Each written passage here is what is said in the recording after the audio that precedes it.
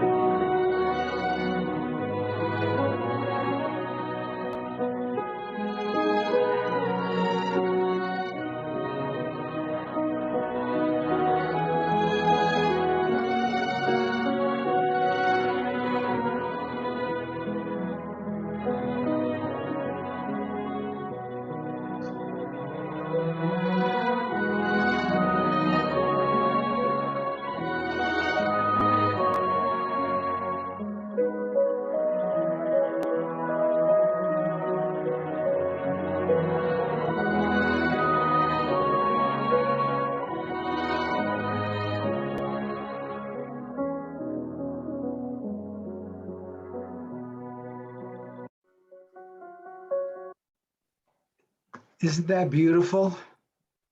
And it gets right to what consciousness is fundamental, and it's beautiful, and we do take it for granted, but it's just beautiful. It's amazing. So I just love that piece, and I wanted to share it. Now, the universe of collective consciousness, I want to give the big picture summary, is the spiritual, the non-physical plane. The physical plane is here. Connecting those are the ZPE, the 0-point energy field. That's the energy from the lowest level of the physical world. You're getting down to 10 to the minus 35 meters, unimaginable to us, but that's where the energy comes from. All energy from the physical world starts there. Every atom in your body is getting energy from the ZPZ. You have to understand that. But under that, what's motivating the ZP field is the UCC, the universe of collective consciousness. That's the basis of everything I am going to share now. Now, let's just review the UCC before I get into the inner workings of it, which is what I wanted to take on. You know, we usually think of it in just general terms. So the blue is the UCC, the universe of collective consciousness. It contains everything, and thing is in the very general sense you can imagine. Anything consciousness touches is a thing, and it's in the UCC. Now, that includes the past, present, and the future. Future things and consciousness are going to be included and are included in there. This is like outside of space and time. Space-time energy, the physical world springs from the UCC through the 0-point energy field. And you have to ignore the outer boundary, since there is no outside the UCC, since as soon as you say, oh, no, but what about this? You've thought about it. It's gone into your consciousness, so it's in the UCC. Now, this is non-physical. What about physical things? Physical things indeed are in the UCC, but in the physical world, they have what is a fuzzy boundary. So anything that you are conscious of in the physical world, this table, thinking about the next slide, all of those have to have a fuzzy boundary, and they are here with something I call entanglement energy, EE. Very important concept. This table remains here, and it's like there's an illusion of separateness in the physical world of this table, but that's because the EE, entanglement energy, is maintaining it, and that indeed is true. But it's always fuzzy. The radiation from the table and stuff like that, you really can't define it completely. Now, also, the entanglement energy maintains the communication channel with the UCC. So I like to think of this fuzzy boundary here in the physical world being able to communicate back with the UCC. Now, there's another kind, usually like when I give an example of a table, that's kind of an objective thing. We all kind of agree if we were in my room about this table, your table. However, there are subjective things, and that's going to be the main topic of my conversation here. Subjective things are indeed in the physical world. Your thoughts, they're happening in the physical world. Your emotions are in the physical world. But again, entanglement energy is needed to maintain the illusion and to maintain the communication channel. So let's talk a little bit about what these subjective things might be. Well, we know about the objective things, but one of the other objective things, which is very important, is other people. Okay, there are people out there and they really seem to be objective. Now, what about the subjective? Well, we've got thoughts, ideas, you've got your experience of all of your senses, you've got feelings, you've got intuition, inspiration, intention, all the kinds of things which are going on in your mind, basically, which you're conscious of. But there's one other thing which you rarely think of, and that is your soul. Your soul is indeed in this physical world, taking in all of your subjective experiences, plus the objective things that you pay attention to. Now, that's kind of important, because a lot of people sort of think your soul is sort of out there someplace, and maybe in heaven you'll get in touch with it. No. And I want to tell you how I believe the soul works. You have a personal soul that lives in space, time, energy. And notice it has a fuzzy boundary, okay? But all of your experiences that you experience in this life, in this physical world, first go into your physical soul, and then they're shared with your spiritual soul. Your spiritual soul is eternal, entangled with other souls. I'm going to explore this more and more and hope to learn more and more. But it's very clear that entanglement is so, and I'll give you my best estimate of all of this. But the key here is your physical soul here. You know, and if you get quiet and go deep, there's something there that's different than your physical body. It's something deeper. Sometimes we just refer to it as your subconscious, but the subconscious, I think, is part of something bigger, which is your soul. And this entanglement between your physical soul and your eternal soul is very important. Now, let me see if I can make this clear. Let's think about souls, people, in a dinner gathering, right? We have 5 of them here. Now, these 2 happen to have been set up for a date. These 2 happen to be newly engaged and deeply in love. And this is the guy at the center that put all this together. Now, let me see what that means. Let's first talk about the gal here.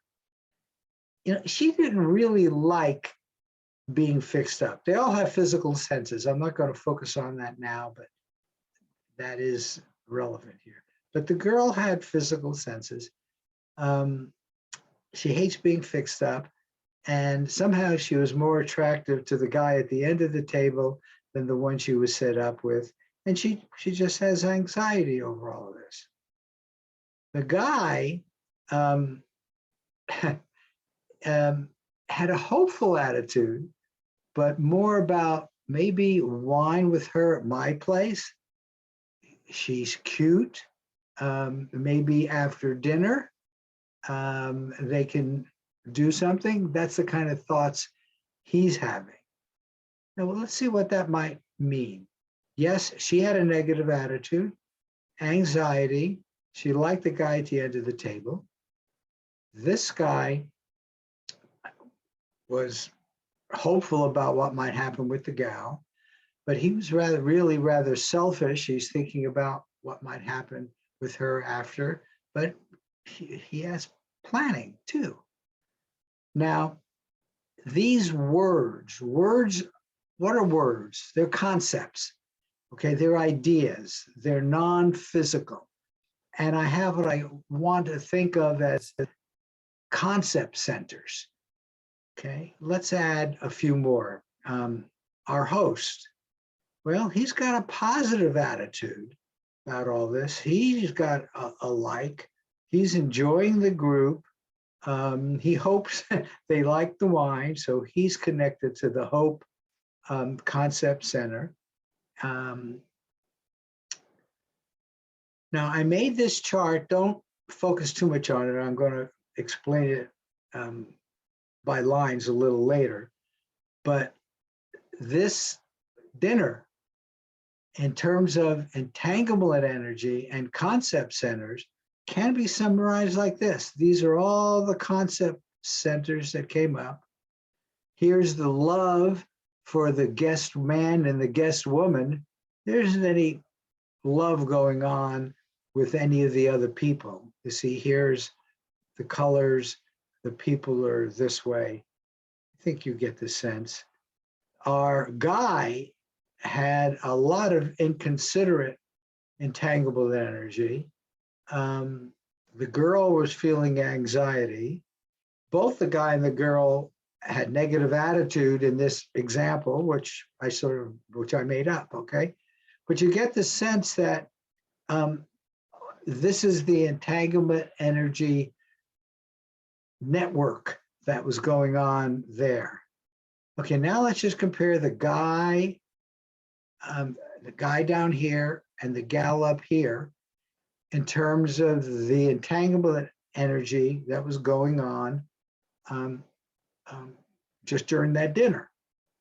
Now, you know, here's the anxiety and fear that the gal felt in being set up. And she had a negative attitude about that. The guy had a negative attitude as well, but he was really inconsiderate in terms of just thinking about planning, getting the girl back to his apartment. He had hope with that regard. she used intuition. She seemed to pick up right away that she didn't like very much the guy she was with. She was more interested in the guy at the end.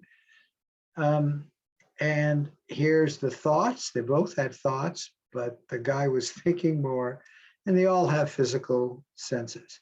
So this is a way you can compare that. But now let's do another kind of comparison, which is a way of thinking about entanglement energy, let's say over the last month and the first 7 years. Now, again, we have the gal here, we have the guy here. The last month is in sort of red, maroon, and the dinner is blue. And then the first years, now I, of course, am bringing in what I believe the importance of the first year. And, you know, a lot of people have talked about that the first 7 years, though I think the first years also very important. But let's say the first 7 years. This shows it in terms of entanglement energy. And she basically is a trustful person. He isn't. He has a very negative attitude. Now, she did here, and she has somewhat of a negative attitude, but not as much as him in this example. But this guy, as it turns out, lived in foster homes and orphanages since birth. Okay. And so, you know, in terms of normal ways of thinking about this, this is kind of what you'd expect. He would be quite negative in his attitude, and the inconsiderate, you know, no one gave him any consideration. But the gal, she's got a positive attitude, a lot of joy, love in her in the first 7 years. She didn't have any in the last month or in the dinner. But you can see she's way up here where he's way down here. So you get different profiles. Now, here, and this is where the entanglement comes in. The entanglement with the UCC is based on these energies. These energies remain, and well, I'm going to show the next one, which is the life to present.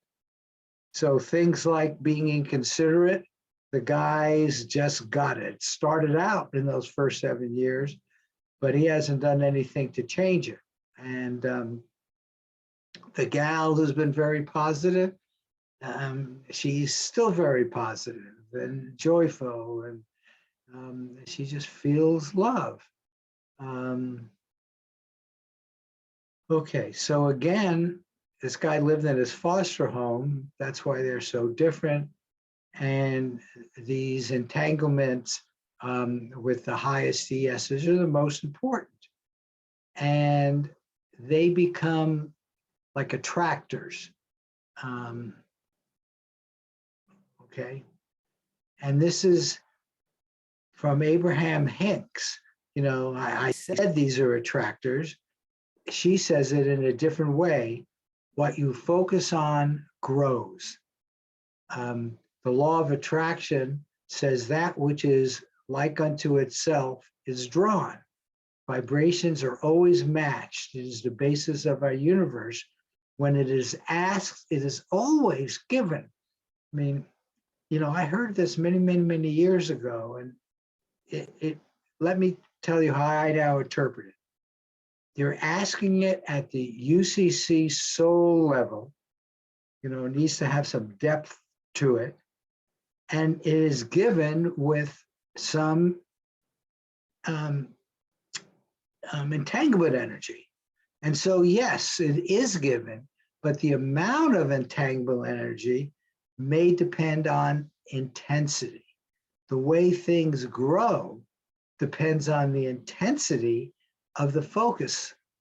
and that makes more sense. So yes, it's always given, but how much? And this whole idea of entanglement energies, EEs, at least for me, is putting that in, you know, a reasonable context.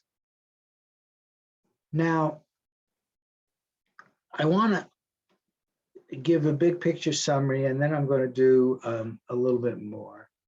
The UCC soul entanglements. Now remember, your soul's in the physical world, but all of that is going down into the spiritual world. And how is this stuff organized? You know, I mean, we don't know, but it certainly seems like the following. Your DNA is a center. It's a concept center. DNA is a concept. It's a real thing in the physical world, goes down to the UCC. You got it in every cell of your body.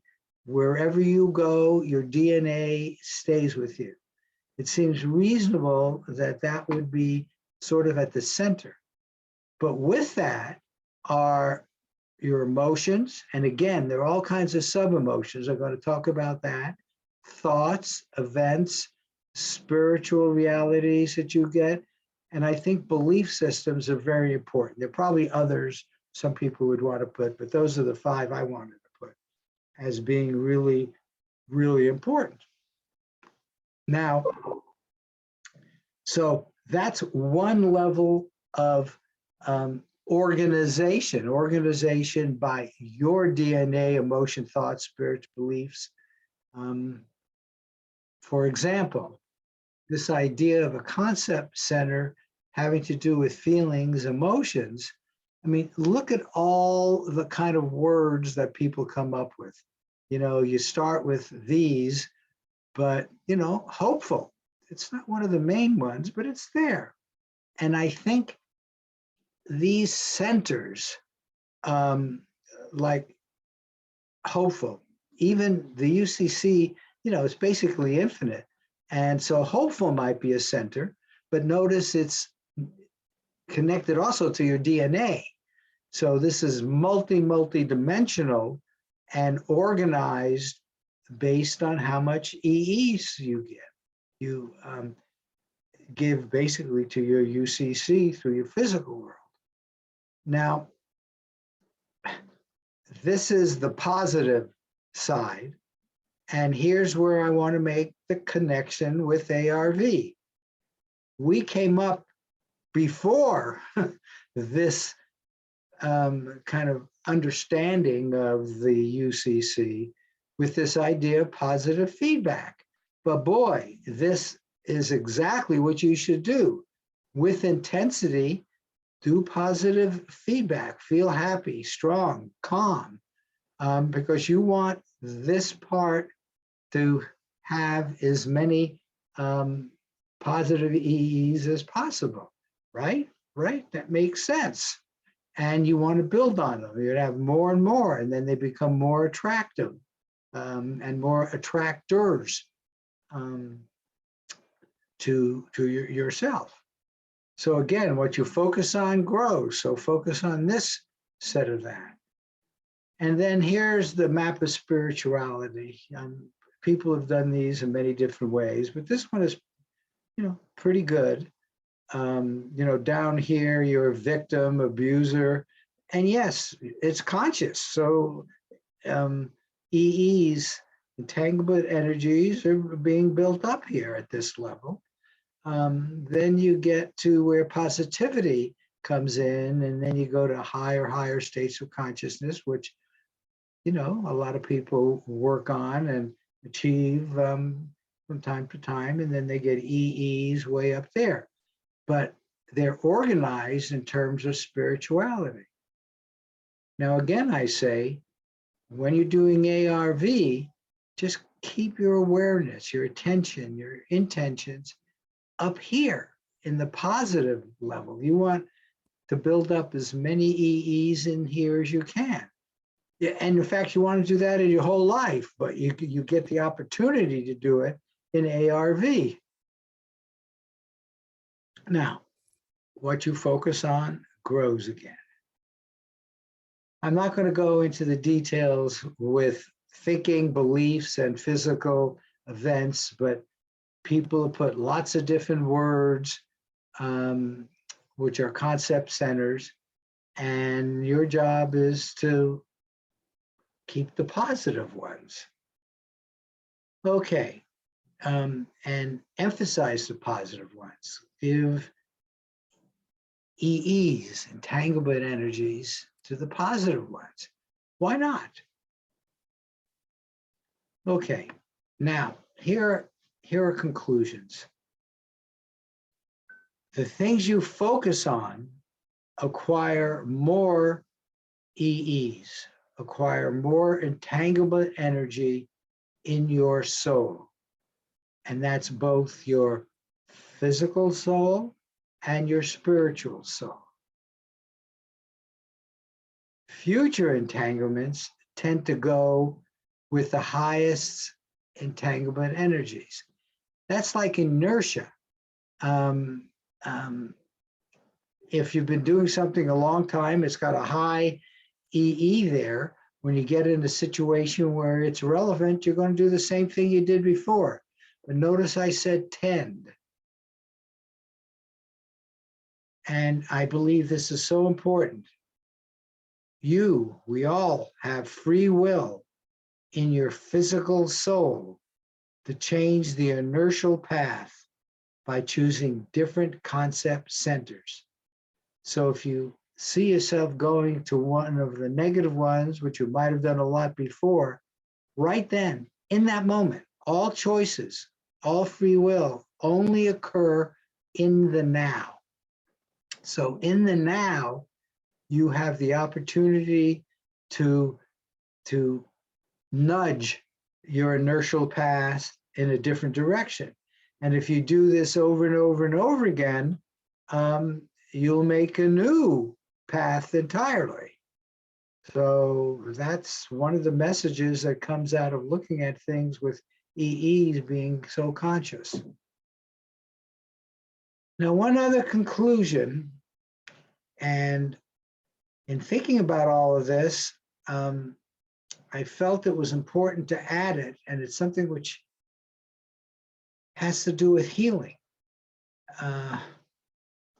Healing does occur. Spontaneous remissions. Healers will take a pain away, sometimes temporary, sometimes permanent. The person's consciousness who has been feeling pain for a long time will not feel it at all anymore. So that's like negative EEs. I just don't understand that yet. I may try to get into that in my next free discussion, but physical pain, people have gotten rid of it using consciousness. I'm not talking about massages and things like that now. I'm talking more, well, and maybe they're related. I really need to explore this. But certainly traumas like deep emotional pains, there are people who get rid of that. And psychological pains. There's somebody in our group, I don't think he's here, but he uses tapping. And he claims he finds things in previous lives. And that'll get rid of physical pain, emotional pain. He gave one example of a person being stabbed in a previous life. And so that person had bad physical pain after he went through, I don't know how many of these tapping sessions, it was gone. Now, how do you explain that? Well, I mean, I can explain it by saying, oh, he managed to figure out a way to give this person negative EEs. and brought that center, that concept center associated with that pain to zero. Kind of amazing, you know. And these are relatively rare, I think, and that's because we don't understand this very well. And of course, that's what I'm trying to do, and that's what many people are trying to do. One thing is, I'm not alone. Okay, I am done. I used up my half an hour. I'd love comments. Does this make sense to you? Turn on your mics or put something in the chat box. This is Joelle. Thank you so much. What a lovely discussion you've opened. Can I ask you a question or two about what you attribute as negative? Because in your scenario, there was the inconsiderate man. There was a negative scale in your that you were using, and the use of negative had a color, had an intonation that had nothing to do with then what you featured in the negative EEs. So what can you clarify, or because I'm having, yes, I find that interesting, but I'd like to. I will try to clarify that. Thank you. And you caught me on that. I probably did not use words carefully enough. Here, inconsiderate, down in the UCC, has no particular negative or positive associated with it. A negative attitude does, but there's no negative EEs or anything associated with it. The more you have a negative attitude, you're adding EEs to that. The more you're inconsiderate, you're adding EEs to that. So, period. So like a frequency or a color rather than anything else. Rather than a, I just didn't understand your last word. It seems, anything else? I said it's rather than a color or a frequency to that type of energy. Is that what you're trying to explain? Yeah, well, I would say the EEs can be thought of as the magnitude of a frequency, yes. And something like inconsiderate has its own frequency. If you wanted to think of it that way, I have no problem. I'd say that's equivalent. Okay. I'm using these centers, these concept, to be maybe equivalent to different kinds of frequencies. But notice here. Okay. So here, there's no judgment or anything, but let me finish your question because it's very important. Because then when we get to healing, this is the first time I think somehow healers are, or even self-healing, are able to add negative energy, negative EEs to the pain. You know, the pain has been having positive EEs through who knows how many days, months, years. And now someone with a great talent comes along, or a spontaneous one, sometimes never gets explained, it disappears. So in my model, that would basically be adding negative EEs. Okay. Okay, so that answered your question? Okay, others? Okay. Marty? Yeah. A question on the free will aspect. You know, I've been in lectures before where people discuss that, you know, oh, we have free will to do anything and achieve anything we want. And there's always somebody that'll say, well, I've been focusing on hitting the lottery or doing this or doing that. And I've been doing it for 3 years and, you know, nothing's manifesting or materializing. And the lecturer will always revert back to, oh, well, then that's not in your highest good. Yeah. They're implying we have free will to do things and achieve things. And then, there's always people that say, well, I've been doing that and nothing's happening. And they go, oh, well, that's not in your highest good. Well, doesn't that kind of negate then that we have free will? Yeah, I wouldn't say it that way. Look, it's hard to say you do not have free will. The only question is, as you're pointing out, what does it mean? You look at this moment, and at this moment, you can move your arm, left one, right one, you can rotate. I mean, you have free will. It's you in the moment in the physical world that's doing that. So let's accept we have it. But just because you have it and you apply it, it doesn't mean you're going to achieve it. What was your intensity?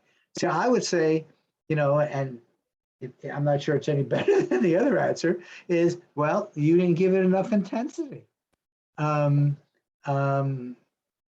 Yes, it was growing in that direction, but you never quite got there. And, the lottery, especially if you're going for like the pick 6 or pick 5 with the extra number, your subconscious deep inside knows that's a very low probability event. And I think that's also getting EEs. So, I mean, that would be, okay, that's the best answer I can give. Okay, thank you. Okay, any other comments? And Jolie, I'm not sure we quite finished with you. You look like you might have wanted to say something else. And No, I I was referring to your inverted pyramid because the negative on that scale also the oh, here, yeah. yes. So Yes, there's a difference there too. There's an implication that Yeah. this stuff is negative. I mean, abandonment, destruction, you would certainly feel that as a negative. It would be entangled with the negativity, which in talking like normal people, we would say is negative. But when you're experiencing these, you're adding positive EEs to those feelings. And so if it keeps growing and keeps growing, it's going to be tough to turn around. Okay, so while we may think of these as negatives, they're not negative EEs. They're positive EEs going to the destruction concept center. Positive is going there. And so it can grow and grow and grow, and it'll attract more of the same. Yeah, okay, that's the concepts here, very important to understand. Thank you very much. Okay. Hi. Go Can ahead, you hear Sharon. me? Yeah, I can hear you well, Sharon. Hi. Okay, I'm sorry. Do you have a question, comment? I'm new to the group, but Oh my, you're going in and out. Wait, you're going in and out. I don't know if everybody, is that for everybody else too? Can you guys hear me? That's better. Yeah, that's Okay. better. So theoretically, as far as the law of attraction goes,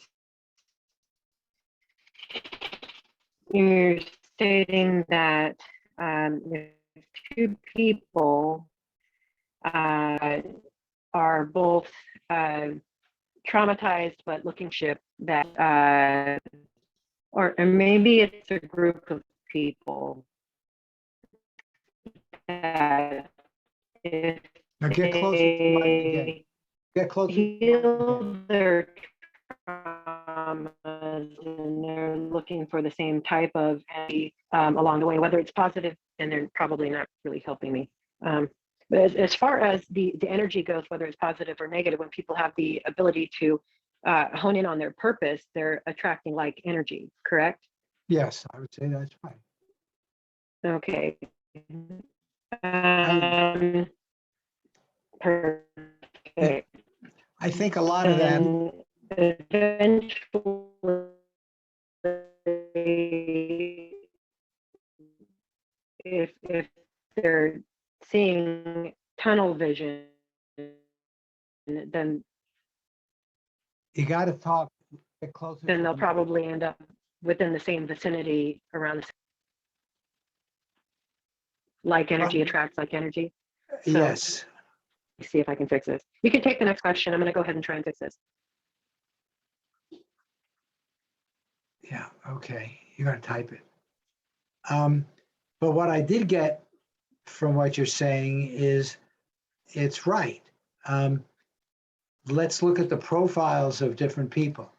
I think it's natural to believe similar profiles would be attracted to each other. Okay, However, can you hear me some- better now?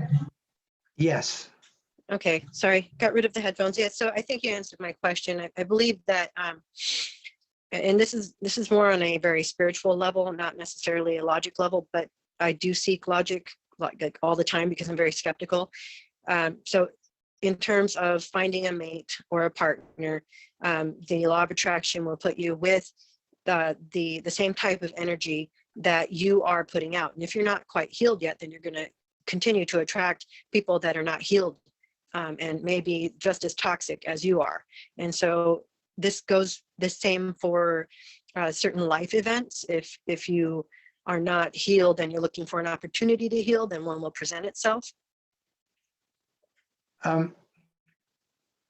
well, tend to present itself. You know, again, the intensity of all of this, in my opinion, becomes so important. And I think there are also subtleties involved that we don't fully understand, because sometimes people attract exactly the wrong people for them. And Right. now I think there's some other focus centers that cause that. But, you know, it's complicated. I think what you said is the general tendency, but, you know, we are so simplistic about it that there are exceptions in our Okay. simplistic view. Okay, I mean, that's the best I can give you. Oh, it's perfect. Honestly, I'm just glad that someone actually agrees with me for once. So thank you If for your I time. if I could, I think I have some unique input on that very subject. Okay, So I recently met my new wife in May last year. Wait, last year now. Yeah, May last year. So until then, she was in Fort Worth and I was in Houston, and we have almost lived the exact same life, except I married a female version of her ex. It was every single thing, including life events and timing on things. Even though we're 11 years apart, we did certain things at the same time. And when we met, it was right after divorcing our exes at the same time, and we both went to Miami on vacation on the same day after leaving our exes. And then we met, and I know, no, this is it's an amazing story. But the point of it is that we feel like we have been entangled for a long time, long before we ever met, and we've missed each other several times. She's come to Houston. I went to Dallas. I went to Fort Worth area several times, and it seems like we always missed each other. She, when I was younger, she's a little older than me. She was in a high school trip, came down here to Houston, right where I was at, and there's over and over and over. We had these things that happened, and ever since then we have this ultimate connection, and neither one of us have healed. We're healing. you have a lot of love. Oh, what did you say about healing? What did you say? I said we're still both healing. We both from the left divorce. at the absolute apex of our misery. And this is when we finally called out to each other and said, "Hey, it's time. I need you now." Whatever that was, and it's been a life-changing thing. And since then, we adopted twin puppies, and this goes even further into the entanglement and intention. We adopted twin puppies. Maybe you saw one of them that popped up here a few minutes ago from the pound. Okay, and They are completely connected at the hip. And if one looks, the other one is looking at the same time. When they're on the hunt for a bug or a treat or anything, they are right here. Now, I've Yep. watched them. They move at the same time. Tails, they'll start walking, yeah. wagging. They are Okay, twisted, and you Jared, can't untangle that pair. we get it. I want to move on, but I would just Yes, say please. Okay, everything I've said about people go for animals exactly. Yeah, as well. You know, even more so. abused Yeah. animals will act different than loved animals. And you're too, that's interesting. Very, Kind of very an so. Yeah, animal yeah, twin story. yeah. I love it. Okay, but let me go on. Great. I would like to get done by 2, but that's not super critical. Okay, ARV. And you've seen how the whole idea of the soul can be related to ARV, and you can use it in a positive fashion. But now let's just talk about how it works. I'm now going to talk in a linear time frame, and ARV is associative remote viewing. So what is the association? And that's what we'll discuss here. So it begins with a remote viewing session. It's a true remote viewing session. Remote viewing, the tasking will be something like describe and/or sketch your, and then different people use different things. We use 6-digit numbers, feedback, target. Now, in some cases, people say they're using remote viewing where there is no feedback target, and I would question that. I think there needs to be one in principle, otherwise you just might be playing games. But in ARV, there's always a feedback target. So you're going to describe your one and only target that you will see during your feedback session, which is in the future.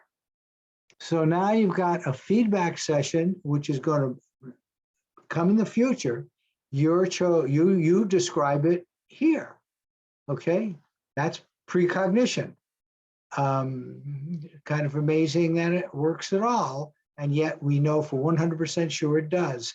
Some of us who've been around a while have seen examples that you just know could not be chance. It exists. Okay, now where's the association come in? Well, there's a step in between these two, which is called analysis and judging of the transcript. And when the analyst now can make an investment choice, he does this because there is a binary prediction. We're doing financials here, and it's going to be up or down. Sometimes even those financials or other questions are yes, no. In the sports world, there's bets which are over, under, but it's all the same. The fact that it's binary. Now, this is the key. Since there are 2 choices, we have 2 possible targets. Possible targets. One is associated with up, and I bet you can guess that the other one is associated with down. So these are the possible targets. The actual target during the feedback session will always capitalize, underline, be associated with the actual up or down outcome. Always. So guess what that means? If the up target, possible target, is really, really a good match, and the down target is a poor match, then you would predict up. And during your feedback target, that is what you would expect to get. You would predict up.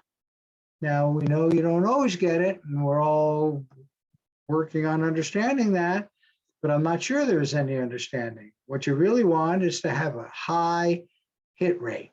You want to be right most of the time. But that's it. Believe it or not, I've just described to you ARV and how we do the associations. I'm going to do a little more just because I feel obligated to, but believe it or not, this is ARV, period.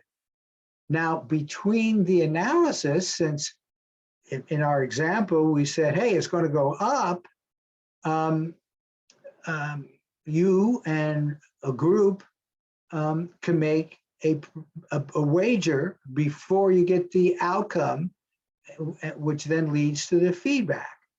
So you can wager here if you choose to. I am very pleased to share that a lot of people are doing ARV just to improve their consciousness and not wagering. And there are a lot of people who are wagering too, but you know, this step is completely optional. Now, in view of what I had said previously, and came to this conclusion because when people got misses, they would beat themselves over the head and would try to figure it out, adding EEs to the negative feelings that they were having. And so and I hadn't put it in that context before, but now I do understand it. It's so funny that this happened. Anyway, only if you get a hit, then you look at your feedback target in good detail and you do a positive feedback session. And hey, you got a hit. You're obviously very happy. You enjoy that happiness, and you do a feedback session with it. And I'll be talking more about that when we get to the feedback part. But that's sort of very important in my opinion. If you happen to get a miss, just move on. Don't give it any energy. Okay, now here's another way of looking at it, and I think a very important way. Precognition actually begins with the feedback session. This is when you know the truth. You've got the truth here. So once you take that perspective, we would call this retrocausality, because what you've done is passed information back in time. It's much more complicated than that, but that's the perspective of retrocausality. And so, hey, how did I get that information? Well, you got it from here, from the future. And so precognition and retrocausality are intimately connected. They're really the same. So now, the feedback target in our case is what we call a photosite. A photosite refers to a specific photograph site location. And site is very general. It could be something in the galaxy, or it could be something very, very small. At the specific time the photo was taken. Consciousness is expected to gather information from the target photo. That's the number one thing. Stick with the photo. However, a lot of people who are mixing, and I think it's a valuable thing to do, there are other training, CRV being an example, but there are other training courses out there which go multi-pages and try to get more details. Remember, we're only trying to distinguish between two pictures. But anyway, if you do that, you have to remember that you can only describe and sketch what can be obviously verified from the photo. That is your job, to describe and sketch what can be obviously verified from the photo. Don't move 1,000 feet up or anything like that. So that's why more and more people are just using the photo. Now, first impression gestalts are very important. For whatever reason, you'll see when you do this that things flash very quickly. And the first impression gestalts from the photo are things which flash.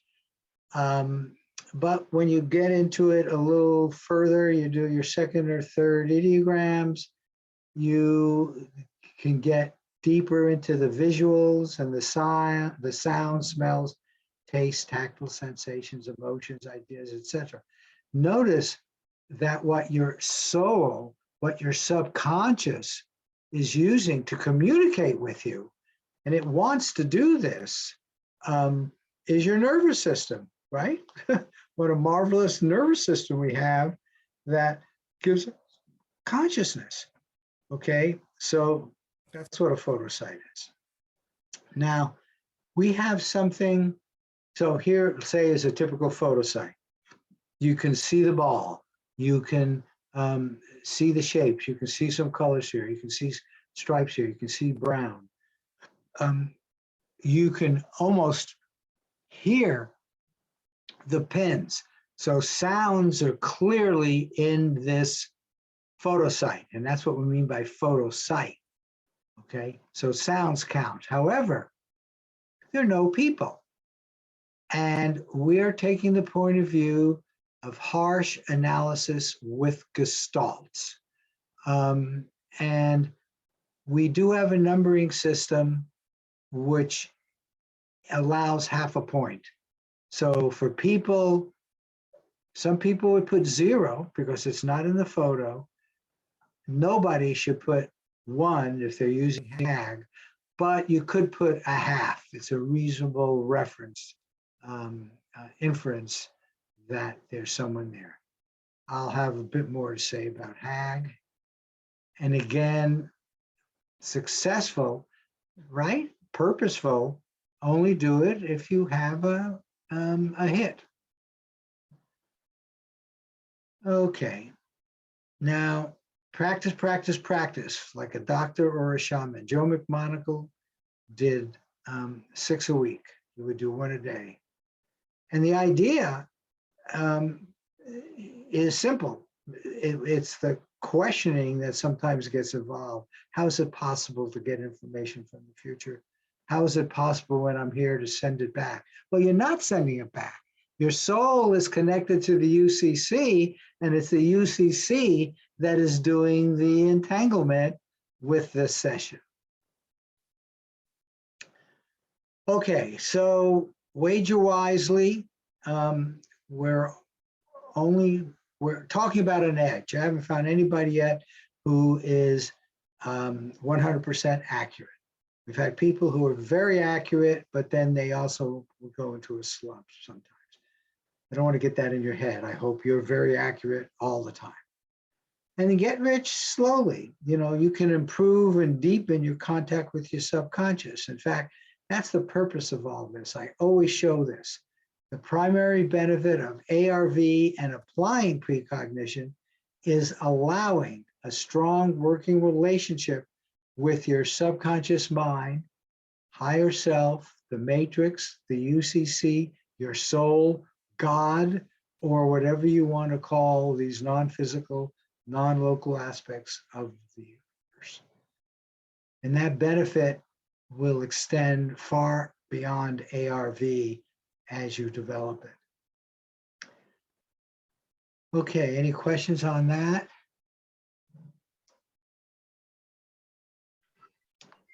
Okay. What is the up down?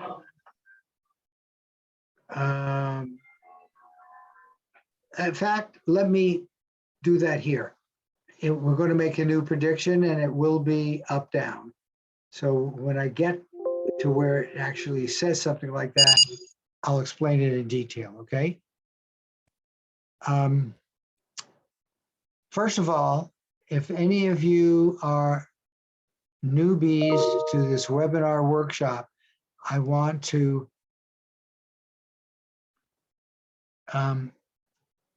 register you in this group. Okay.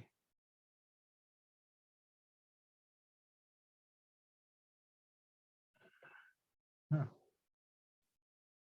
I'll have to look at that, but okay.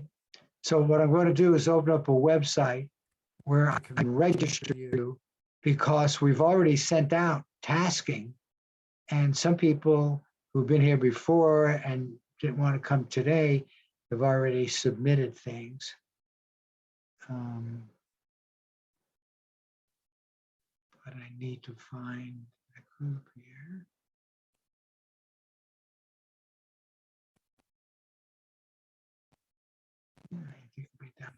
W's, right? Here it is, webinar workshop. Okay. And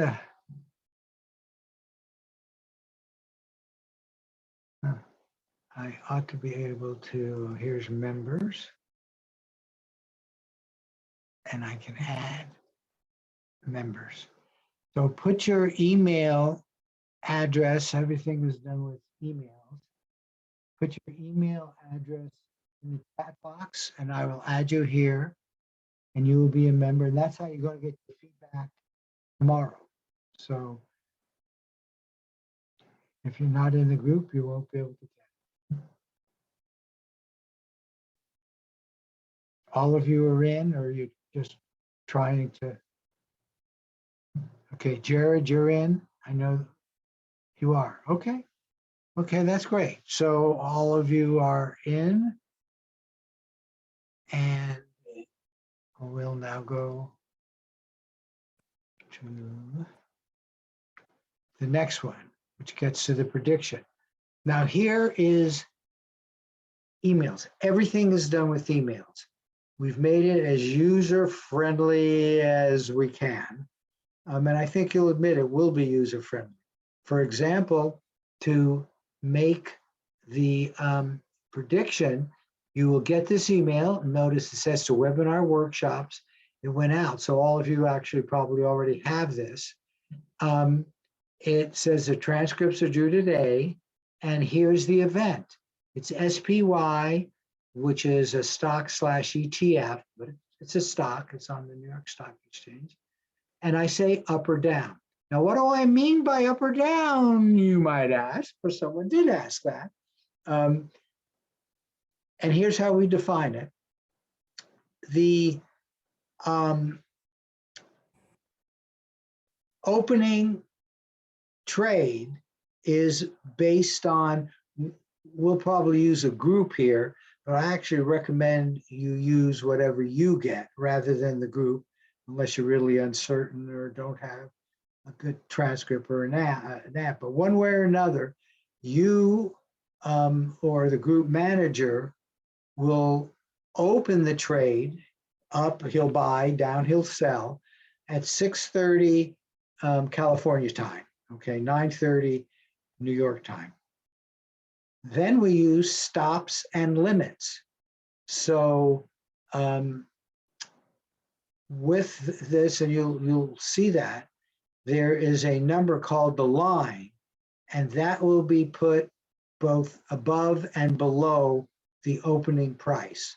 And that determines the win or loss. If you're in the right direction, let's say, again, our example of up, we would put a limit, a certain distance above, which varies every day based on a model I use. But we have a stop, so we don't lose an indeterminate amount down below. So up or down has stops and limits associated with it. Does that, I see you nodding, so hopefully you get the idea. And then all you would do is, we'll move up or down. You would click on this. Since it's a PowerPoint, I had to make it a little bit different, but you would click on this, just like I did. And then there's a place to put in an email address. Okay, and we are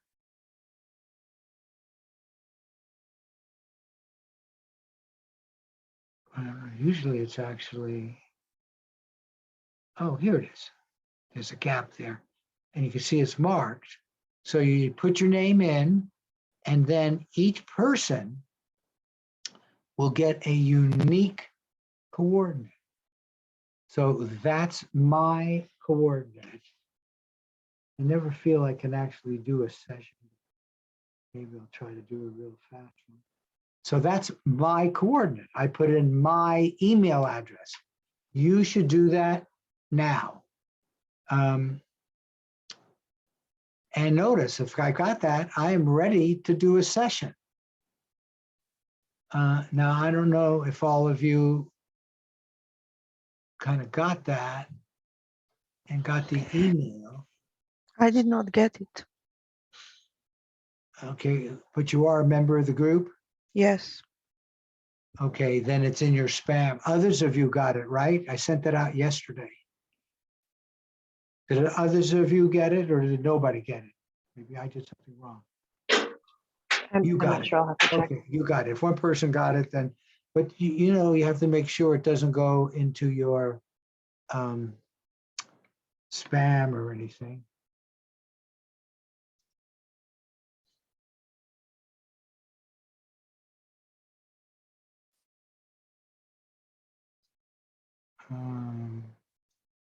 Okay, Lynn, let me address that later.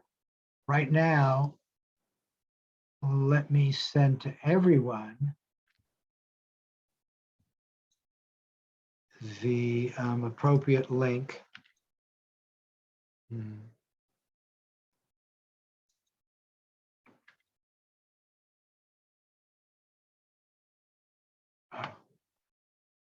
So that you can get your coordinate. and do Marty, it. I don't know if you saw my text. I don't have that email. I was in the Carve group. Is this a different group? Yeah, this Okay, is, yeah, I don't have that one. I'm not a member of this one. If you okay, could- so I'll put you in that later, just because I want to go forward now. Perfect, thank you. I'll make a note to do that. Here. Okay. In group. Right, we have a lot of groups. Okay, so, oh, you put it here. Okay, but let's move forward. So now you and anybody else who didn't get it can click here and get their coordinate, sometimes referred to, and I kind of like that, the target reference number.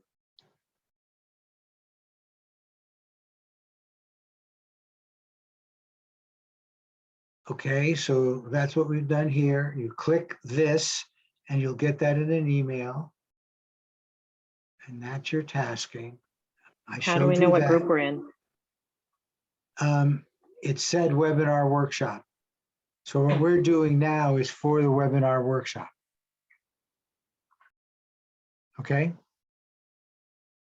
And whenever you get an email, it'll say on the top, just like it did here, what the group name is.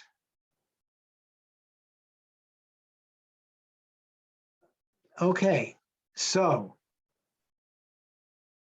once you got to this point, and are you all there? I still did not get it. No, you should click this where it says meet everyone and there's a hot link. You see the hot link there? Who said that? Who am I talking to? Simona. Okay. Simona. Okay. Oh, Simona, you've been around. I'm surprised. But I didn't anyway, get. you didn't get the email. No. Okay. Well, but just click on this link, which is the same as would be in your email. Where It's is the link? In chat? in the chat box. Yeah.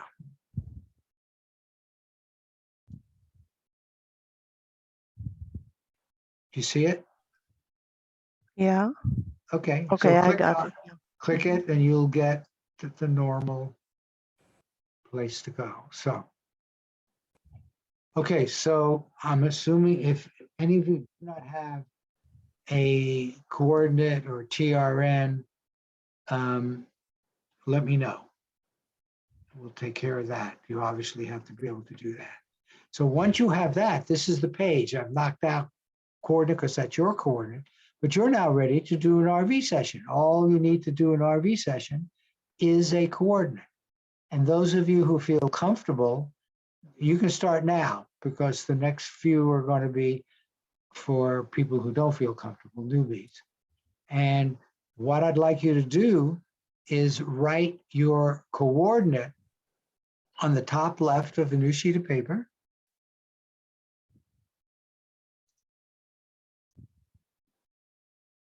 And why not say it out loud? because at feedback time, you can say it out loud, and that could act like a kind of a beacon. You know, so. And then the preliminaries, you want to do your name, date, time, and the group, in this case, webinar workshop.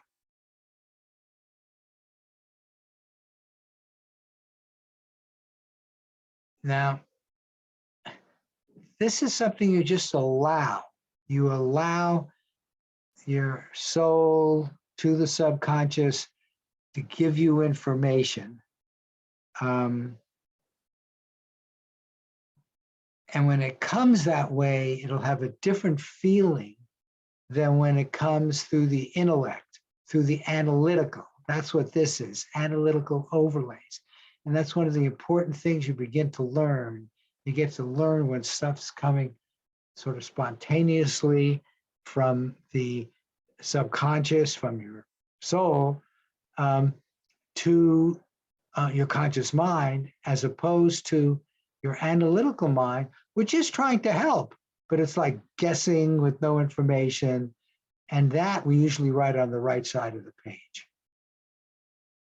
Okay, now I'm going to give an example. In fact, I'm going to give two examples because I find a lot of people are not using this, which is fine. But if you're one approach some people use is called IAB. It starts with an ideogram, which is like a squiggle, and you get a feeling from that, an emotion, and that's the A. In this case, the flowing fluid water came right after this. This was a real, in fact, it was Simona's session. And then you can put down gestalt-like things, whatever comes next. That would be water in this case. And then you may very well get other stuff. She's trained, so she called it stage 2, but you don't have to be trained. You just might get more stuff from your subconscious.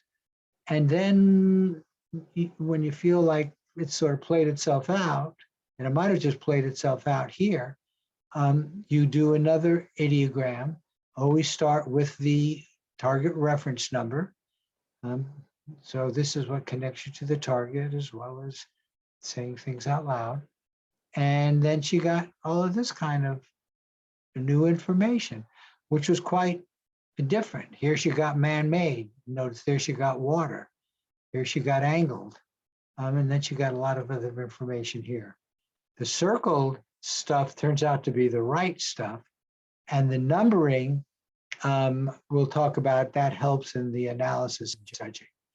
So this was that one, and you can see how well she did with the water.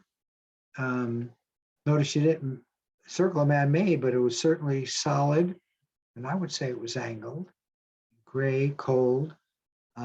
She got enough to say this was the correct one, and she got a very nice hit.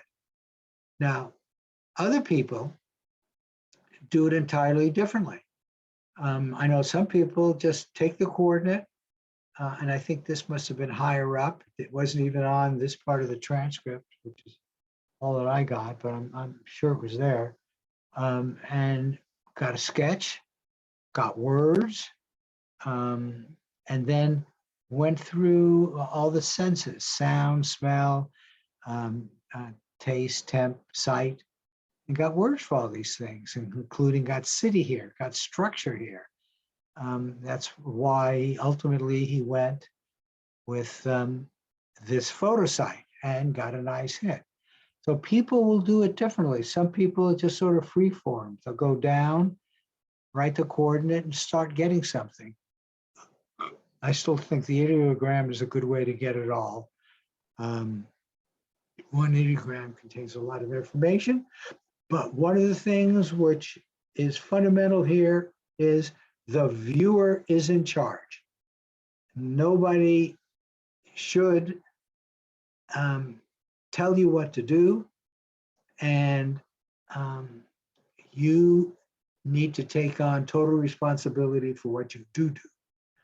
So the viewer is in charge. Ingo Swann, way back when at Stanford Research Institute, told the scientists that. Okay, so drop. Oh, well, I wanted to give information about how to do the remote viewing, and this is it. And it sounds so simple, but that's the challenge. You allow the information to come from the UCC to your conscious mind, and you recognize it ultimately as coming from there, as opposed to the intellect that's trying to help. So I just wanted to emphasize that.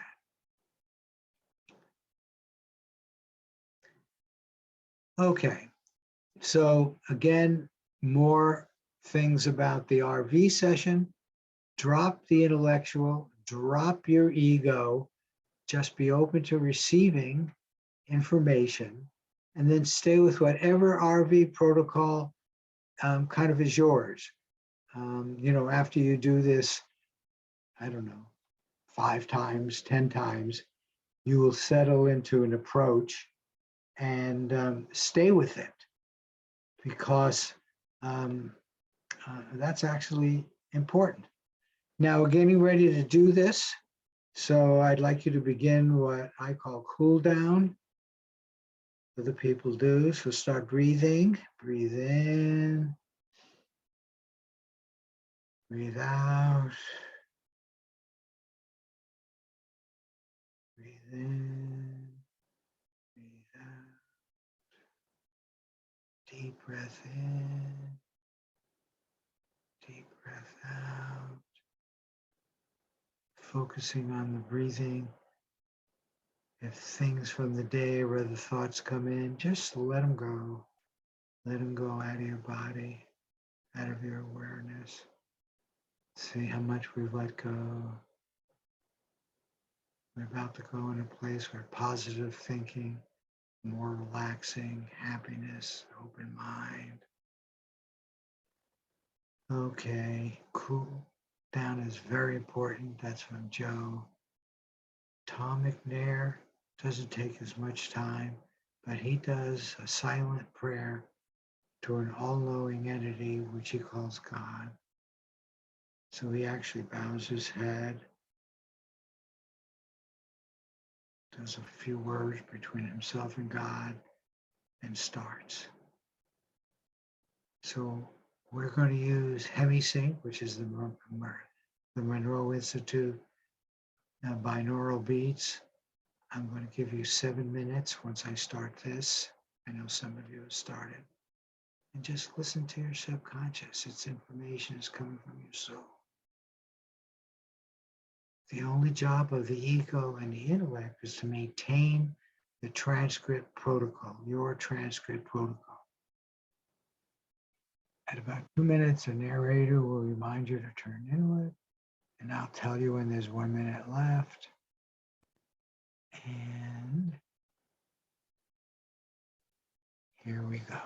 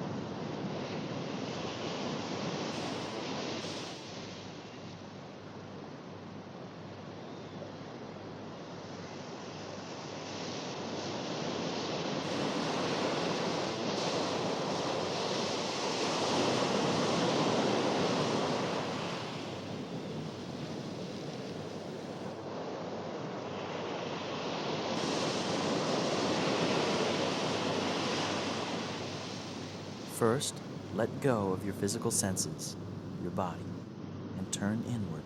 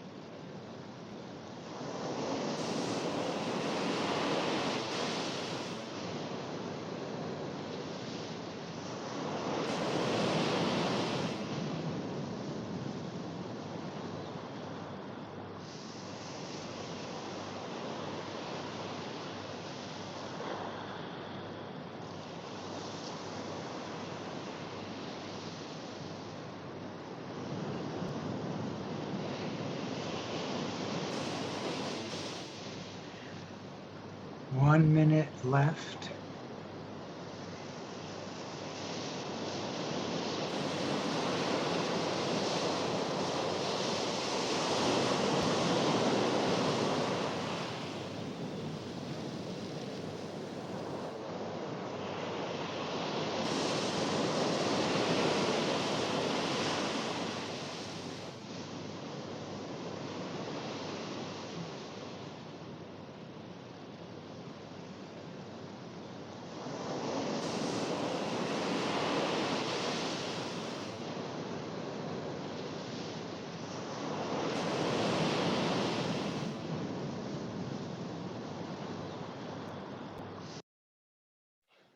Okay, come on back to your normal waking state.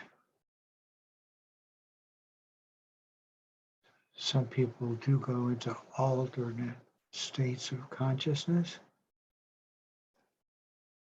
So you've done your transcript. Well done. You all have transcripts. Okay, now the next step.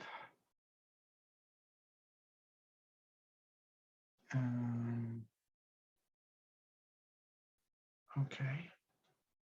You know what? Since I've got the member list right here, Jared, let's just take a moment and put you in there. Give me your email address.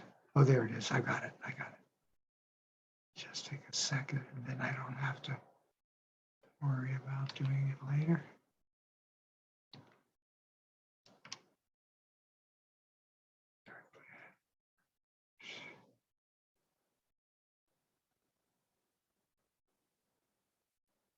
Okay, you'll get something in your email about that. Now let's go back to our presentation. Okay, so that's what we did. And now on your transcript, we're about to go into the analysis. And the analysis is done by elements. So if you were to do a ideogram, the ideogram is an element. It's amazing. Sometimes the ideogram looks a bit like the target. And then you see 1, 2, 3, 4, 5, 6, 7 biological. So you number every element. I see here some elements weren't, but she just didn't think they were important enough as elements, and the viewer is in charge. And then if you do a summary, you number the words in the summary as well. So you should do that now, and I'm about to tell you why. So let me give you some time to number them.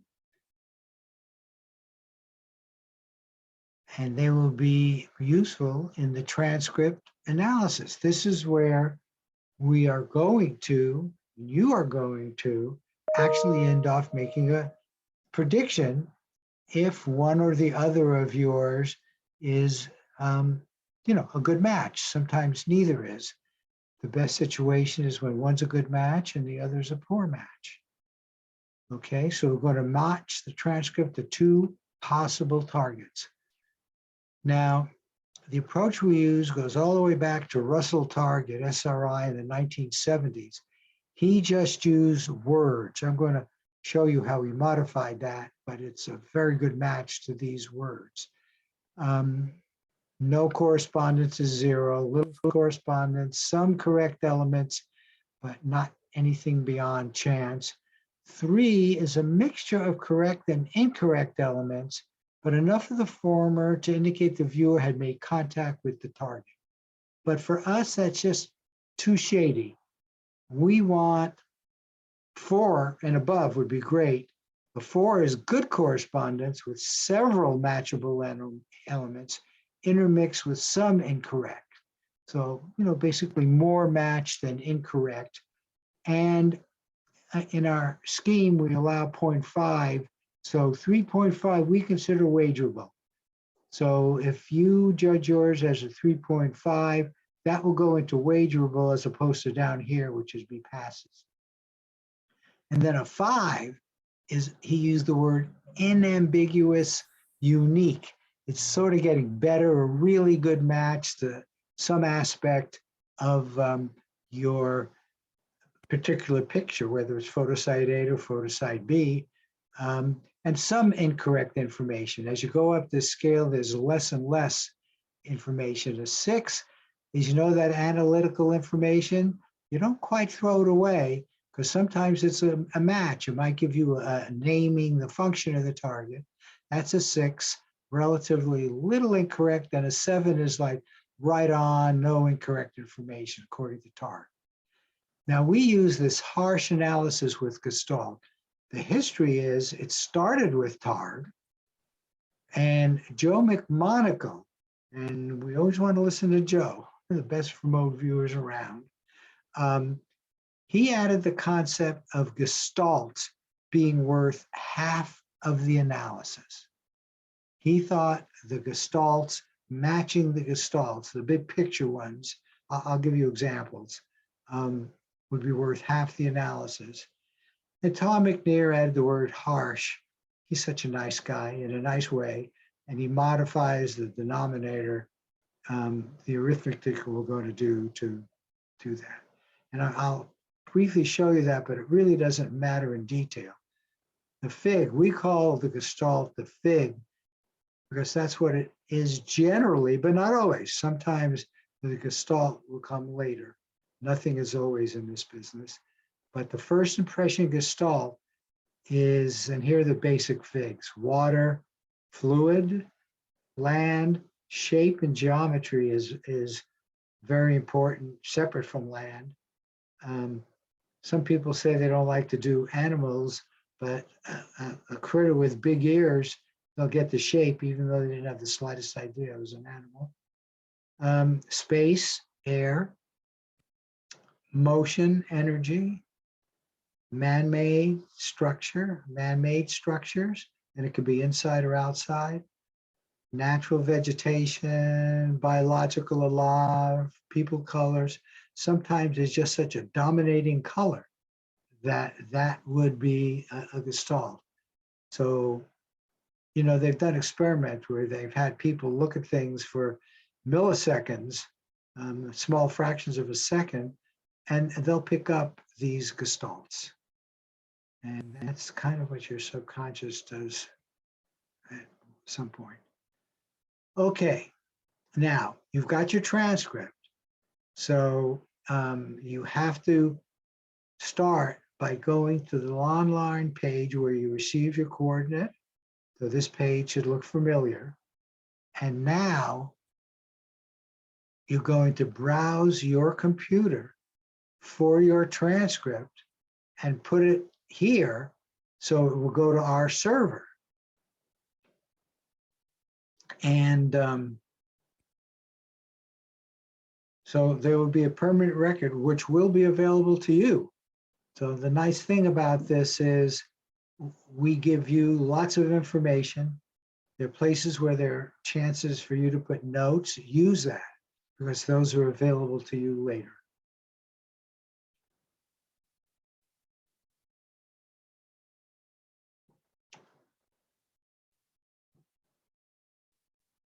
I'll give you a few moments to do that.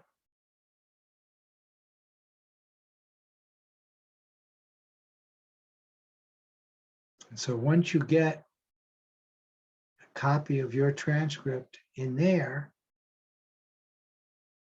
are you all okay? Anybody having trouble with that?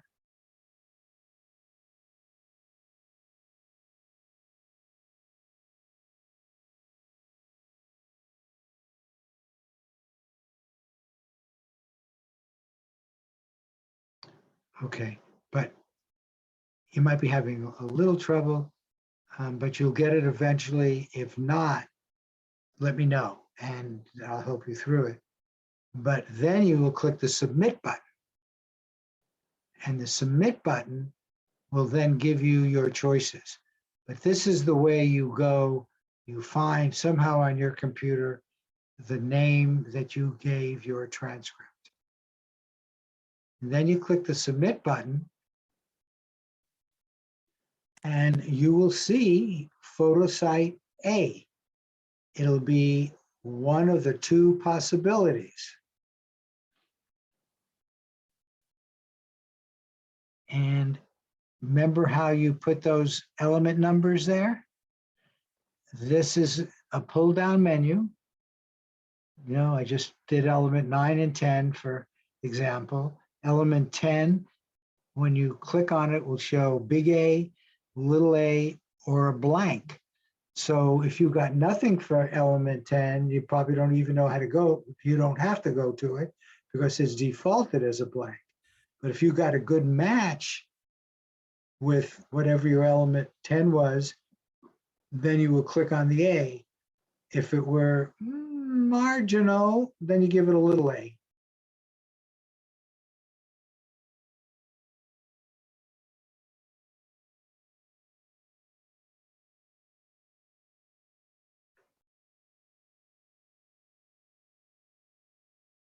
Okay, is that reasonably clear? Very clear. Any questions about that? Sharon, you got an error message.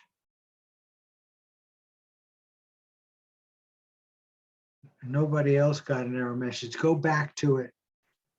Marty, I'm sorry, could you go back and re-explain what we do with the elements? I had a minute to get this pulled up. Yeah, here it is here. You mean what you, Yeah, once I submit my transcript. right, once you submit your transcript and then you click submit, then what will come up is picture like this. You will get, I covered it because, you know, Yeah. it didn't want, you know, it's general and everybody gets a different one, but you will have a picture sitting there. And then based on those elements that you marked, you, like element number 10 starts out blank. If you click on it, you'll have an option to do big A or little a. Okay. Well, and then the second one, and be sure to do a fig because in the arithmetic, and I'll show you that shortly, it's going to count as 50%. So the fig is your judgment about the gestalts, the big picture stuff. Did you get them all? In which case you get a 1. Did you get 2 out of 3? You might give it a 0.6. Sometimes the gestalts are marginal, and so it's a judgment call. But the gestalt is important. And remember, they're 2 pictures, so you know you do each of them very independently. You go Thank you. down a little further, you get Photosite B, same pull down method, elements, same idea. Again, be sure to do the fig on that. And then you click here. It says click here for hack. Since you ranked, judged both Photosite A and B, you're ready to let the system give you the numbers. And this is the system. It's set up. Notice Fig A is by itself, Fig B. This is a ratio of between 0 and 1. This is between 0 and 1. And so you'll get 0 to 7. In this example, the A was 1.87, the B was 5.37. I suggest writing that down on your paper. You're going to round up or down because the next step, and it'll ask you to go back. You'll go back to where you were here. This is sort of a standalone page. You go back, and then you'll have both pictures. And these are drop-down menus from 0 to 7. So you round off what you got in the previous step for A, for B. This is a good place to put your notes.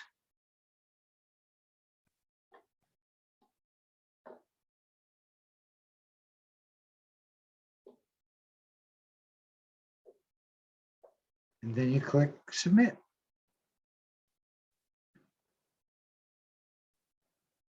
And your prediction is submitted. It's part of the record with your personal information.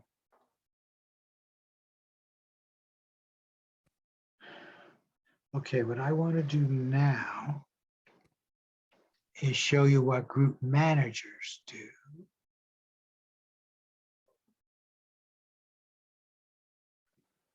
Okay. So group managers have access to this where there are 3 steps.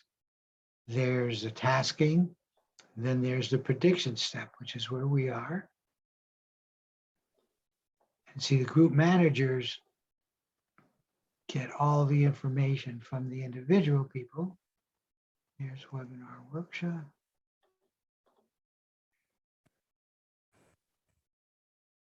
Okay.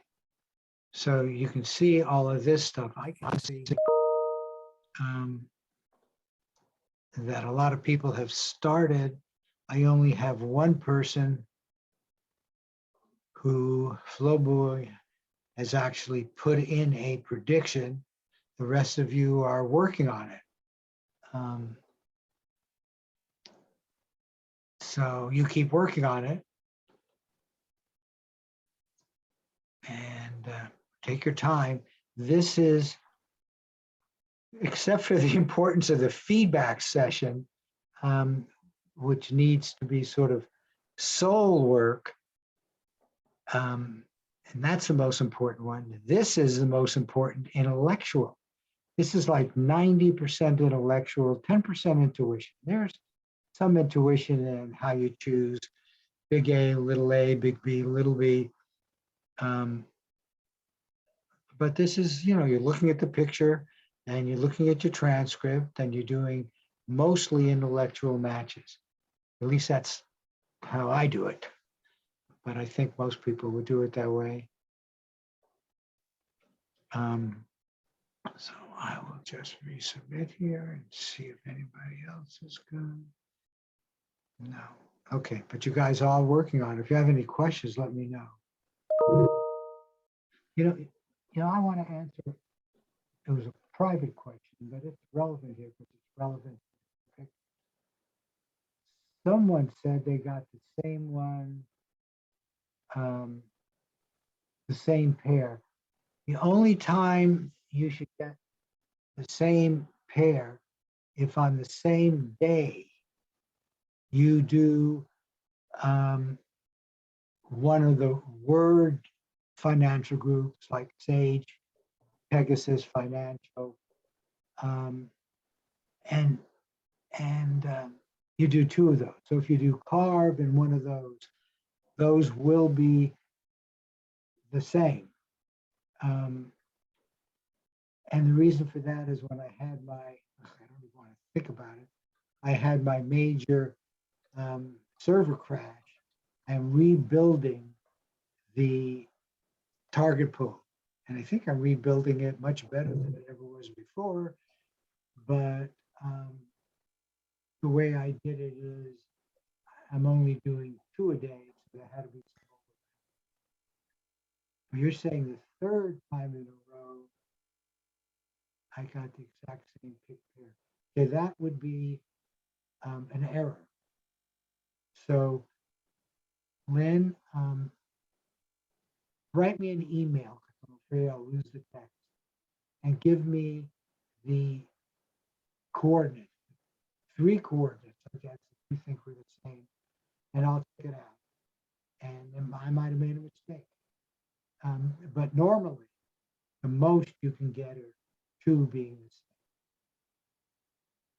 the same. Marty, Yeah, it could be because the first one was Sage, then the right. carve and the webinar. And when you say, actually, they are all today. You're right. Good point. Good point. So actually, the system is working as programmed. It may not be the ideal program. Okay. You know, yeah, I did the Sage like 1 week ago, and the carve I did yesterday, and the webinar I wanted to do today. And each time I had the same pictures. Well, let's hope it's right. Okay, so I don't see you here. Did you? Oh yeah, Lynn, did you judge him? No, because I thought there's a bug, and so No, I there's no bug. There's no bug. Judge it. I mean, if it's the same and you're getting roughly the same thing, judge it as you did before. Unless your transcript was different this time. well, I didn't look at it very carefully because I thought, oh, there must be a bug. Yeah. Okay, well, you still have the transcript and probably the Photosite in front of you. I just suggest you do it, if nothing else, for practice. And I'm going to want you to do a positive feedback tomorrow. So, Okay. yeah, can't hurt, right? Yeah. No, now it might make sense what you're saying. If they're all the Yeah. same, I then think it is a weakness. In fact, 2 is bad enough. Maybe I'll change the webinar one in the future. However, whenever you do these, you should do them independently. However, once you know they're going to be the same, that's a problem. yeah. Okay. Thank you. Yeah.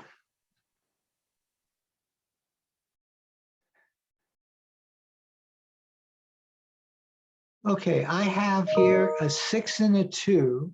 The other one was a 4 and a 2. And notice they're in opposite directions. So I can already see, and this is typical, some people will get a hit, some people will get a miss. I don't know which. But let's look at the 6. It's always fun to look at people who judge it high. So let me look at Jared. And we'll look at others too. At least I think we'll have time for a couple. So you see up here, here's Jared. He went for side 2. So let's get his picture first. Whoops. Oh, that's not good. Oh, I know why. This is a weakness on that page, but here it is. That was the ice crystals, right, Jared?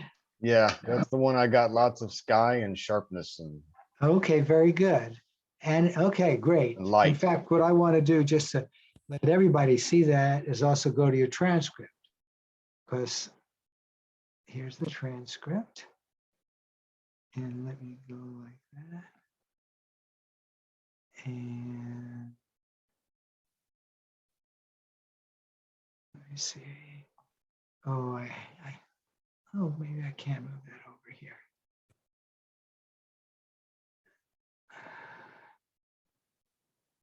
No, it's hard to make it separate, but there's the picture. Okay, it looks like the way I do that. And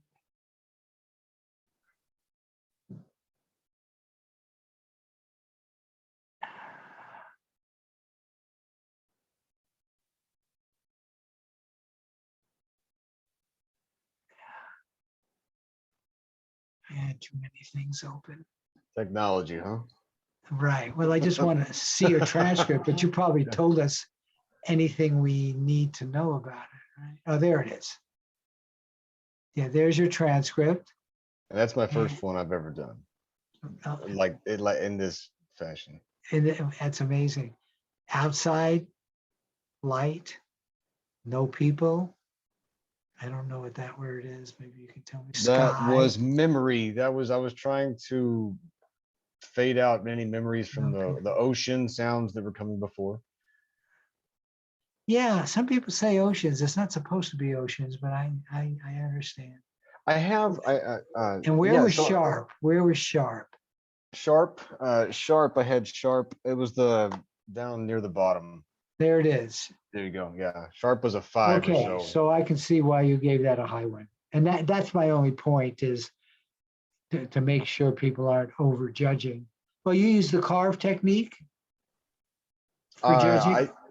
I used yeah, if that's Yeah, what this you filled in everything just as it was Yeah. supposed to be. Okay. Okay. At the And end I started trying to do the senses and it was too late. I think I already got distracted. well, right. And some people don't do that. They just do it this way. Let's okay,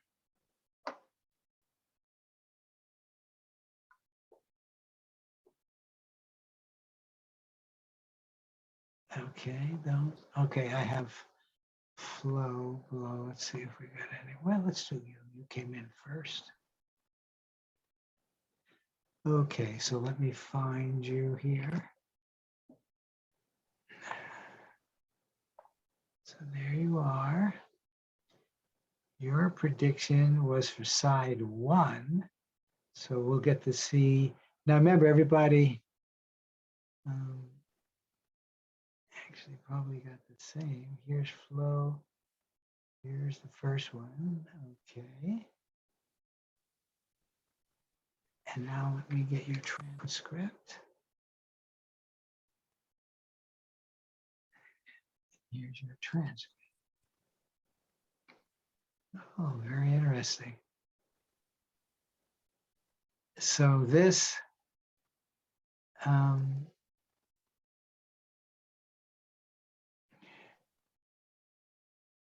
I move that to the right. Yeah, but then I don't get.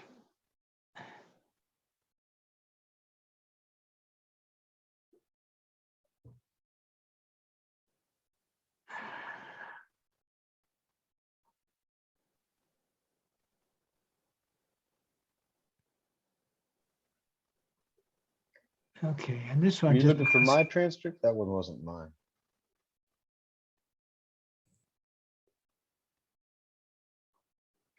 This wasn't yours? No, that one wasn't mine. That's who's mine. talking? No, we're on Flobo. to, we're on to a Oh, new you already person. moved on? Okay, there you go. Yeah, Thanks. yeah, That was yeah, easy. yeah. And Thanks. just take a look at these two. I'm just going to flash it this way. You have a pretty good memory of it. The fact that you drew this, I think, was very good. And you got other stuff. Let me see if I can put that there. It's terrible artwork, but it's supposed to be what I saw was like a circus clown kind of figure.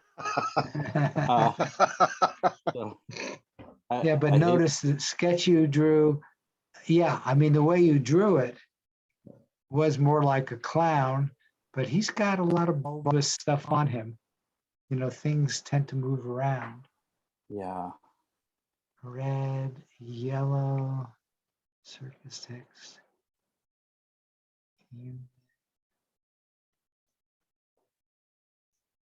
I don't see a whole lot. Brown matched. I guess. I think I got, well, what I saw was the yellow, but really in my mind, and I Yeah. do this all the time, is I project too much into my drawings. And so instead of just drawing a human, my mind went to a clown for some reason. I don't know why, but. Well, that's maybe analytical overlay. You probably Yeah, should have exactly. said clown AOL. Too But- much.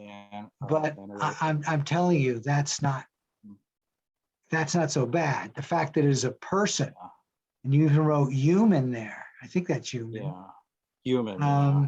You know, and statues have that ability for people to take them as a statue is, and we just recognize that. That's all.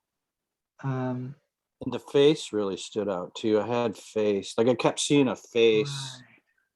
And that's where the clown thing came from. Because when I first thought about it, I saw just a face, and then I kind of did the over analytical part and added the clown features, I guess. Okay, I want to you. begin to wrap this up. But you got the point that this information is saved on the server. So you will have access into it all the time in the future. Now, I only have 3 predictions here. I've got 2 ups, and that's a 5. I just don't have time to go to it. 1 down. So as a group manager, and again, I always say people should go in their own direction, trust themselves, begin to build up that trust factor. And but as a group manager, I have to make a decision. And it looks like it's side 2, which indeed is up. This is going to the group email, which is all of you. This is some extra analysis stuff. Okay, webinar. Oh, you know what? This is where I put the line, and I'm going to show you. Most people don't ever get to see this, so you are so lucky. Sort of a joke. This is not all that important. For the financial, in the morning,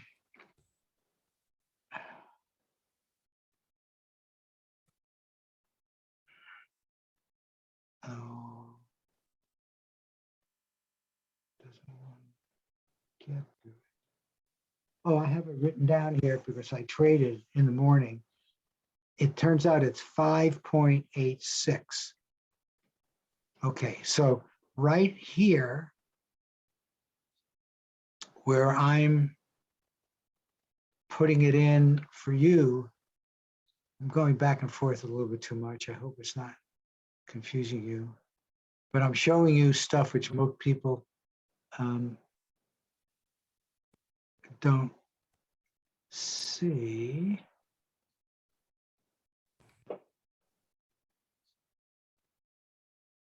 Oh, this is a different group. I did this morning. Let me find your group. Yeah, this is the web. See, right here is the line I talked about earlier in terms of the up and down. This is where I put it in as group manager. Now, this was determined based on the data from the day before, how volatile it was, but that number is 5.89. The reason I'm putting that in there is every time we do a prediction, you will see that number. And again, if you're in the financial groups, you get this in the morning.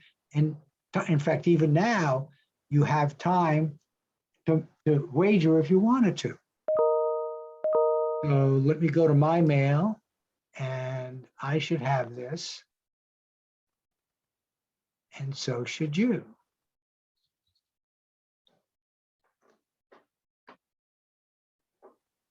Here. Okay, so there was here it is. Prediction in line. We predicted up. Remember, that was side 2. Again, look how simple it is. After all the stuff behind it, you get to see this in a simple way. Here's the line. And 5.89. It turns out in the morning when I start off, so if I still have it, I'll show it to you. Whoa. Well, that was interesting there, right? I'd say up is a decent bet. If it's Well, that's the 1 minute. I'll tell you how the basic website is this one. ARCA is the people who keep track of this. And indeed, it did go up. It opened, and this is the numbers I use. It opened at 455.50, and it closed at 457. So indeed, now this was, you have to realize though, this was yesterday. So today, we did go up, and indeed we got a hit. Now tomorrow we're predicting hits, and it'll be a curve like this that'll tell me what happens. You get it? So I will open at, well, 6:30 my time, which is 9:30 New York time. And I don't think I hit any stop and limits here, but it closed at 1 up. So it was an update. And we'll do the same thing for tomorrow. You and all the other people already have your predictions, and then I'll be sending a feedback email. So let's talk about feedback, right? That's the 3rd stage. Okay, and we're using positive feedback. So we'll get feedback sometime tomorrow. And we hope there's a chart similar to what we saw there. Now, the positive feedback protocol. This is, I just cannot overemphasize it. And people, no matter how hard even you try, somehow you feel that once you did your RV session and you know whether it's a hit or miss, it's over.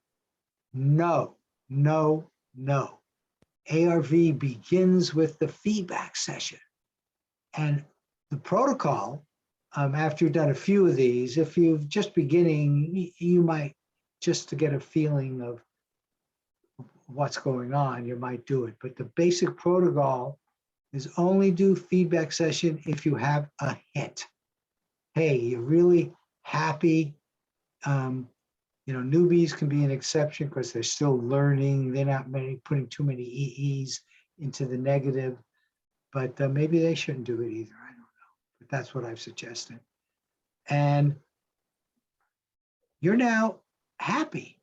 You describe and or sketch your hit target, allowing and encouraging entanglement, right? You're a happy camper. What you do with your transcript But some people make a copy of it and they don't like to mess up their transcript. I mess up my transcript, and you saw an example of that. You circle or mark matches on your transcript. Hey, this is the stuff you got right. You want to feel really good about that stuff, you know, and add joy. Why not? The more joy in your life, the better. And so what you're doing is you're adding joy, raw, and you're adding joy to the ARV because they're tangled here, right? And on a new sheet of paper, do the I don't quite know how to say it, but this is how I say it. Do the RV session you wished you had done, but in an RV mode. You know, you don't sketch it. You don't trace it or anything like that. You do kind of your normal RV session. It's front loaded, because you know the answer, but that's what you do. And it's going to be a good session, better than the last one. You know, you put the stuff you had before, but now your sketch might be better. On this one, you don't have a word like clown. If you're really good, you might have statue, or, you know, be really tough to get Buddha. And you probably, that would be too far. You know what I'm saying? That's almost like if you traced it. You want to do what you think you would get if you were to do another session, the one you wanted. You'd certainly have hard and the color, maybe even tall. It looked like a tall one to me, but whatever. Now, consciously enjoy these positive emotions and feelings. And I said in my earlier presentation about souls, intensity matters. So really enjoy it. You know what I'm saying? Why not? You did it great. And I always suggest adding love. You know, I've used the word joy, love. Get love from someplace where you had felt it before and say, I'm going to entangle with that here with my session. Do everything you can. Go ahead. Oh, no, that's a good idea. I like that. Yeah. I was just kind of laughing to myself. Yeah. Yeah. Well, you know, and so this is, time is sort of one of the factors of intensity in the physical world, but there's something else. They can be short and intense. So I'm not saying spend a whole lot of time on it. Most people that I've worked with spend maybe 5 to 7 minutes on it, which is about what the transcript takes. Sometimes. And again, the viewer's in charge. So yeah, so this is the time you get to add love and joy in your life and attach it to the ARV as well. Now here's just examples of positive feedback. You know, certainly captured that, including the geometry of it. You know, in the transcript, I think the person indeed said water, outside, words like that. Here it chose to really get the geometry. Here's another one. We saw that one before, but this is the positive feedback one, which is much better. All these words are good. And now there's a separate one. I think this person went overboard, but it was Einstein was the thing, and maybe she's just a real good fast sketcher. And then you can see the words: hair, mustache, man, odor. And notice everybody understands well enough you would never say Einstein. The chances of getting that are very small. You're picking up the bigger picture stuff. Okay, so you will get this sometime tomorrow. The prediction of the group, you have your own predictions, was up. And I will send the link so you can do your feedback session. And again, all you do is click on it and up will come the correct picture. And you'll spend lots and lots of time with that. Well, I shouldn't say that. You will spend intense time with that. And between your RV transcript, your correct feedback, and you'll do a positive feedback if you got a hit. Okay. ARV is allowing psi to manifest. And what's amazing about ARV, when you come right down to it, it's all you. You as the RVer. This is my symbol for the psi you. So here you are, and here you are, right? And it's like precognitive telepathy because your mind, in fact, is different here than it was there. The UCC has quantum, non-local ways of you. All that is another way of saying the UCC and all that. This is very deep. And they're with you all the time. They're with you here, and they're with you here. And what you're doing is sharing. And you are living in a physical world that is entangled with these wonderful non-physical realities, which seem to be outside of space and time. Well, they are outside of space and time, plus more. So just emphasizing that it's the UCC that connects everything. And these can be viewed as your psi souls, psi souls, psi souls. Healthy, wealthy, and wise. I wish that for all of us. And the wealth, the original word for wealth was wheel, which actually meant to share. And I hope when any of us get into the state where we're really investing and being very successful, we'll share that success. And then love, wisdom, beauty, joy. I've always been ending with these two. It just feels right. This I got actually at the Monroe Institute during a guided meditation. Inner beauty, the true heart's longing, love, wisdom, and freedom of being. That's the choice. You've got the freedom of being. Take a look at your inertia sometimes, and if you don't particularly like it, use your free will to change it. Only love gives us a taste of eternity. Okay, I'm done. Thank you very much for joining me in this. And if there are any final questions or comments, I am quite open. Thanks, Marty. That was great. Thank you. Thank you, Jared.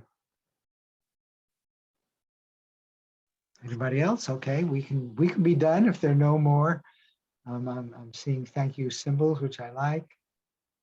Thank you very much, Marty, always with his wonderful words to end the session. It's beautiful to end like with those precious Good. words and thoughts. Oh, I'm really glad you enjoyed that. Okay, thank you for sharing that.